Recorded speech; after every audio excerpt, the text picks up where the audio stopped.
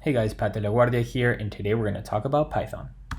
So Python is one of the more popular programming languages around. I would say with JavaScript and C# right now, it's kind of at its top of its game. And I say that because it can be used for a lot of different things, and that's what really makes Python unique. It could be used for data analytics, data science, automation, web development, machine learning, Internet of Things. The list goes on and on. Python can be used to do it, which is really, really cool. Python is also very easy to read and write, which makes it good for people that are just learning how to code, which is really important. And that's why I kind of wanted to make a video based on Python.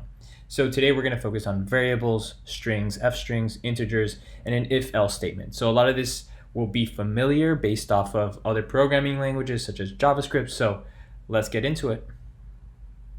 All right, guys, so we're going to start off with variables. A variable is basically a placeholder for a data type. In this case, we're using a string, which is a piece of text that goes between quotes. I'm running this code using Python 3 space test.py because I am using Python 3 currently within the terminal. So if you guys look in the bottom, I'm doing everything there. So that's where you'll see the output. We're going to do the same thing with an integer. Integer does not need quotes, however.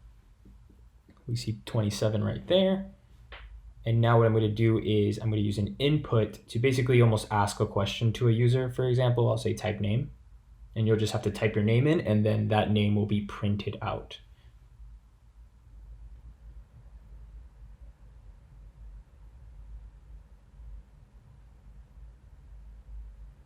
Cool.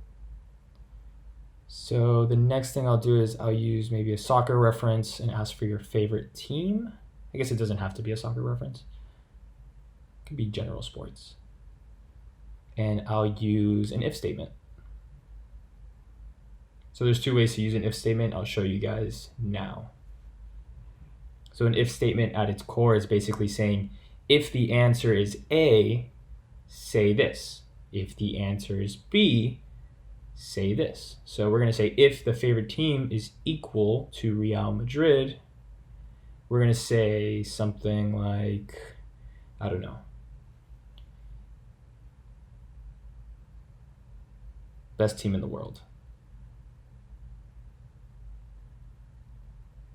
If the answer is something else, so we're going to use an exclamation and then an equal sign, because the exclamation and the equal means does not equal, basically.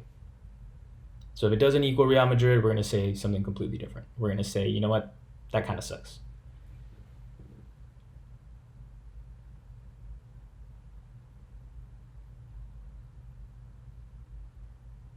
Now if we run this, we're going to use Real Madrid first.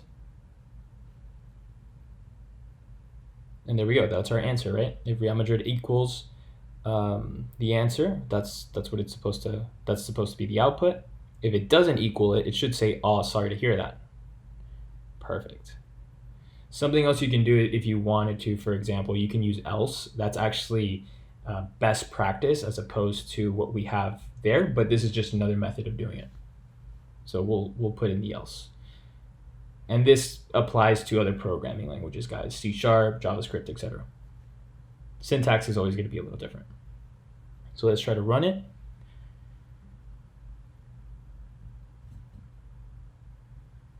There we go, same output. If we put Barca, we should get the same output. Cool.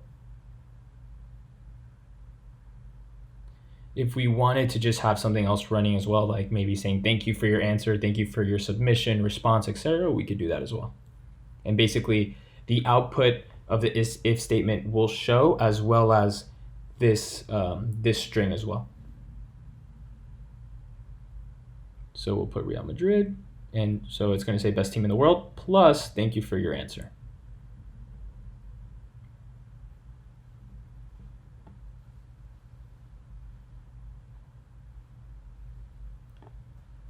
So we can do a lot of things like this. I'll create maybe a smaller app where we'll talk about how many soccer games maybe you've played.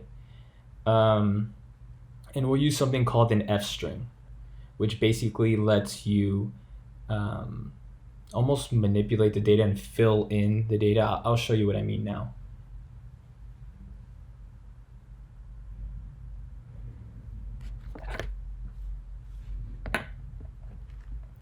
So we're going to now convert games into an integer. And we use the int to do that.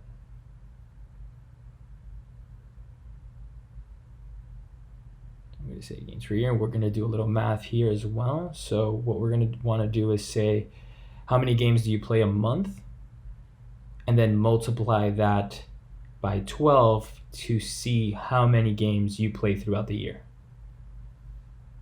So now we just have to print, and this is where we'll use our f string. And the f string uses brackets here, and these brackets will then fill in the games, for example, here, as well as the months.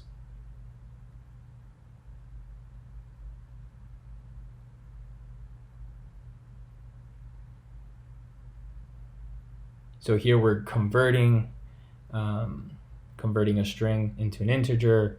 We're using the f string, we're using variables. So we're using everything we learned, plus we're adding some other things in there. So now we run it, and it seems I have an error where there's an in, and it seems like, okay, yeah, I used in instead of int. That's on me. I always, it wouldn't be a Pat de la Guardia tutorial without me misspelling something. So let's run it again. Okay, how many games? So I'll put 2, and so the answer should be 24. So you play 2 games, which means you play 24 games per year. Perfect. So that's it for me, guys. Hope you guys had a nice little introduction to Python. Definitely get into it a little bit more. You can do a lot with it. Stay tuned for the next video.